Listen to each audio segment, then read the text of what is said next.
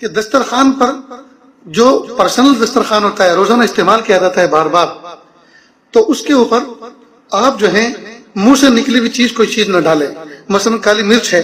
سالن میں ڈالی گئی تھی خوشبو کے لیے، ذائقے کے لیے، اس نے اپنا کام پورا کر دیا، اب وہ آپ کے لقمے میں آ گئی، منہ میں آ گئی، تو اب آپ اس کو بائیں ہاتھ سے نکال کر دسترخوان پہ نہ ڈالیں.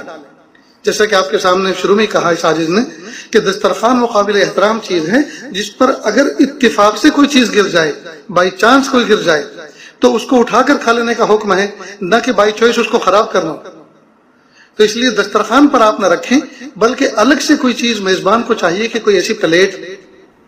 کوئی پلاسٹک کی ایسی کٹوری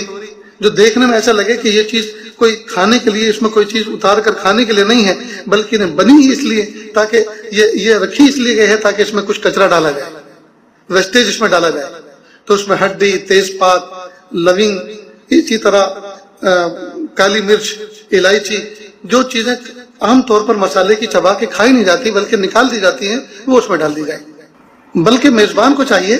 کہ وہ جس وقت ایسے برتن کو رکھے، وہ پہلی فرصت میں اس میں بڑے سے باؤل میں سے کوئی تیز پات، کوئی ایسی چیز اوپر سے ہو تو اس کو نکال کے اسی میں ڈال دے، تاکہ سب کو یہ اعلان ہو جائے، سب پر یہ آشکارا ہو جائے کہ یہ اس لیے رکھا گیا ہے تاکہ اس میں کچرا ڈالا جائے. ورنہ کئی مرتبہ ایسا بھی ہوا ہے کہ ہم نے الگ سے کوئی پلیٹ رکھی تھی اس مقصد کے لیے، اس میں لوگوں نے کھیر نکال کے کھانا شروع کر دیا، کسٹرڈ نکال کے کھانا شروع کر دیا. تو اس کا خاص خیال رکھیں.